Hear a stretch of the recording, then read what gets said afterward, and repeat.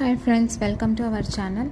So ఈరోజు నుంచి మనం ఆంధ్రప్రదేశ్కి సంబంధించిన ప్రభుత్వ పథకాలు ఒక్కొక్కటి బ్రీఫ్గా ఎక్స్ప్లెయిన్ చేసుకుందాం. సో రివిజన్ అయినట్టు ఉంటుంది. సో ఫస్ట్ ఈ రోజుకి 2 పథకాలు నేను ఎక్స్ప్లెయిన్ చేస్తాను. సో మనకి ఆంధ్రప్రదేశ్ ప్రభుత్వం వచ్చేసి సూపర్ 6 అని రిప్రజెంట్ చేసింది. సో దాంట్లో ఫస్ట్ వన్ ఏంటి అంటే 20 లక్షల మంది నిరుద్యోగులకు ఉపాధి అవకాశాలు కల్పిస్తామన్నారు. సో దాంట్లో అది ఏ విధంగా అయినా ఎండొచ్చు, ప్రభుత్వం అనే కాదు, ప్రభుత్వమో ప్రైవేట్ అనేది అయితే మెన్షన్ చేయలేదు. సో 20 లక్షల మందికి ఉపాధి అవకాశాలు, దాంట్లో ఫస్ట్ సిగ్నేచర్ వచ్చి డిఎస్సి మీద చేశారనమాట.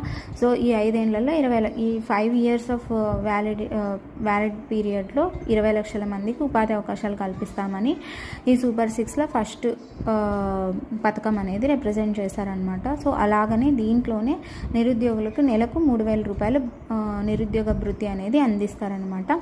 సో ఇది ఫస్ట్ వన్. నెక్స్ట్ రెండోది వచ్చేసి దీనికి సంబంధించిన అర్హతలు ఏముండాలంటే ఆంధ్రప్రదేశ్లో స్థిర నివాసం అయి ఉండాలి. ఓకేనా, permanent member of Andhra Pradesh, citizen of Andhra Pradesh లాగా ఉండాలన్నమాట. సో నెక్స్ట్ వచ్చేసి తల్లికి వందనం పథకం. తల్లికి వందనం పథకం ప్రతి school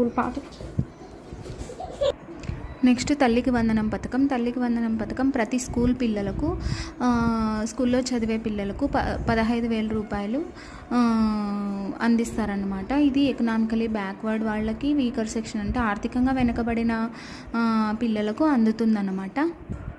thanks for watching. Bye.